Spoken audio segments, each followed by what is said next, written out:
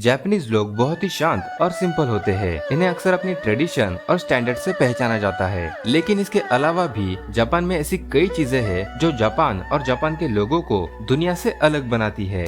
हालांकि कुछ सालों पहले जापान बहुत ही गरीब अवस्था में था, लेकिन आज जापान एक ऐसा देश बन गया है जो दुनिया से 2 कदम आगे चलता है। तो आखिर कौन सी ऐसी चीजें हैं जो जापान को खास बनाती है, और जापान का कौन सा ऐसा सफर था जिसने इसे एक हारे हुए देश से एक विकसित देश बना दिया? चलिए जानते हैं इस वीडियो में। जापानीज लोग रहन सहन के तरीके से बहुत ही सिंपल होते हैं। ट्रेडिशनल जापानीज होम कुछ खास गुणों से परिपूर्ण होते हैं। ये साधारण से वुडन फ्रेम और पेपर स्क्रीन से बने होते हैं। इनकी अनोखी बनावट के कारण इनमें नेचुरल लाइट और ठंडी हवा नेचुरल तरीके से बनी रहती है, और ये दिखने में बहुत ही खूबसूरत होते हैं।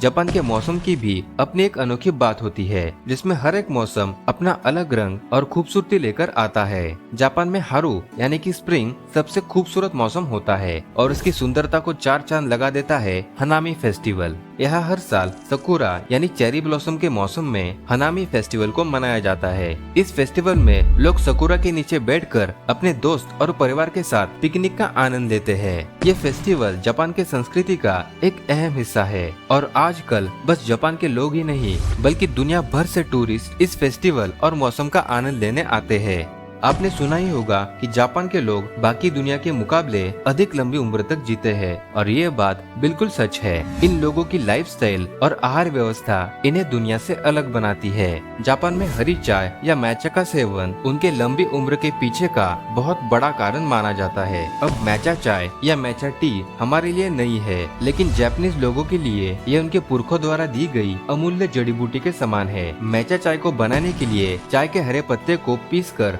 का चूर्ण बनाया जाता है, फिर उसे गर्म पानी में घोलकर आम चाय की तरह पिया जाता है। लेकिन इसके फायदे आम चाय से बेहतर है। इन चाय के पत्तों में एंटीऑक्सीडेंट्स की मात्रा अधिक होती है, जो शरीर को अतिरिक्त शक्ति देने में मदद करती है और मानसिक तनाव को भी कम करती है। ये चाय विभिन्न अंगों के लिए लाभकारी होती है। जापान के लोग अक्सर अपने दिन की शुरुआत और समाप्ति में मैचा चाय का सेवन करते हैं, और इसके रोजाना उपयोग से उनके शरीर और मानसिक स्वास्थ्य को लाभ मिलता है। हमारे भारत में भी बहुत सारे टी लवर्स हमें देखने को मिलते हैं। हालांकि हमारे इंडियन चाय के स्वाद का कोई मुकाबला है ही नहीं, लेकिन फिर भी चाय के शौकीन होने के नाते आपको जापान की इस चाय का स्वाद एक बार तो जरूर लेना चाहिए। जापान में लोगों की दिनचर्या काफी नियमित होती है। यह रोजमर्रा की जिंदगी में व्यायाम का महत्व अत्यंत ऊंचा है। लोग रोजाना सुबह व्यायाम करते हैं, जिसमें जॉगिंग और योगा शामिल होता है। इसके अलावा पैदल चलने का भी जापान में काफी ज्यादा प्रचलन है, जिससे ये पता चलता है कि जापान के लोग स्वास्थ्य को हमेशा ऊपर रखते हैं।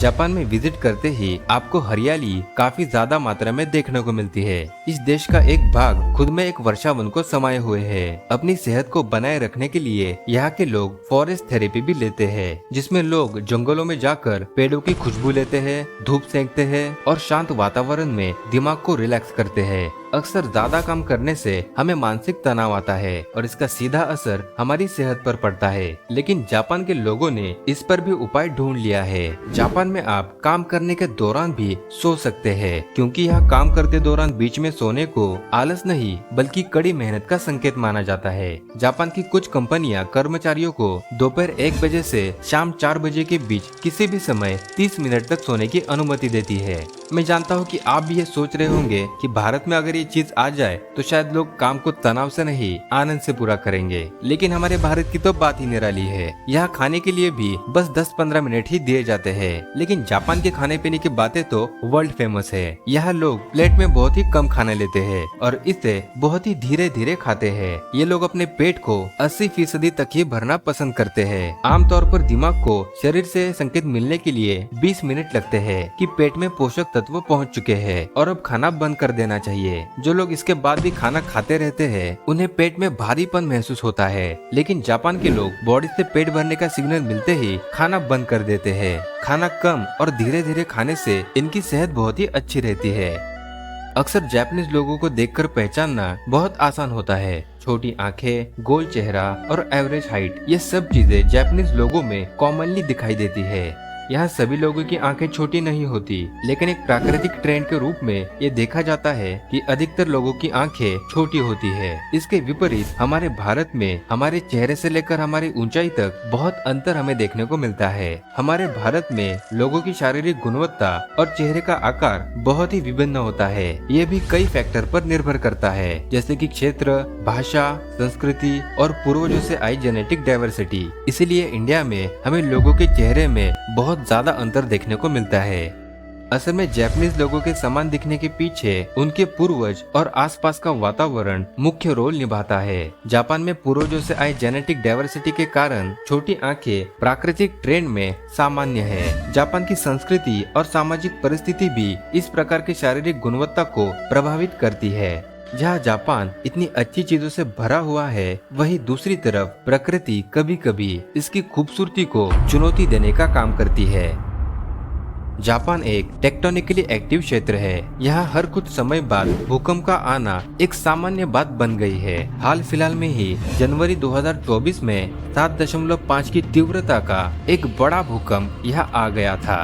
असल में जापान रिंग ऑफ फायर के हिस्से में आता है। रिंग ऑफ फायर एक ऐसा क्षेत्र है जो पश्चिमी समुद्र के हिस्से में आता है और इस हिस्से में आने वाले सभी क्षेत्रों पर ज्यादातर भूकंप और ज्वालामुखी की गतिविधियां होती है और दुर्भाग्य से जापान भी इसी क्षेत्र में आता है। जापान की भूमि बहुत ही कमजोर है, बार बार आने वाले भूकंप को ये झेल नहीं पाती, जिसके कारण यहाँ हर साल सड़कें, घरों और उद्योगों का बहुत बड़ा नुकसान होता रहता है। लेकिन हर आपदा एक अवसर लेके आती है और ये कहावत जापान के लिए एकदम सही बैठती है। जापान एक गरीब देश हुआ करता था, साथ ही भूकंप और प्राकृतिक आपदा यह पहले से ही कहर ढाती आ रही है। लेकिन इन सब से लड़कर जापान अपनी एकता, अपनी संस्कृति और विश्वास के दम पर आज हर क्षेत्र में दुनिया की बराबरी कर रहा है और कई क्षेत्रों में तो ये दुनिया से आगे भी है। यहाँ के लोगों ने इन प्राकृतिक आपदाओं का सामना करना सीख लिया है। इन्होंने कई क्षेत्रों में ऐसी टेक्नोलॉजी बना ली है जो भूकंप आने पर भी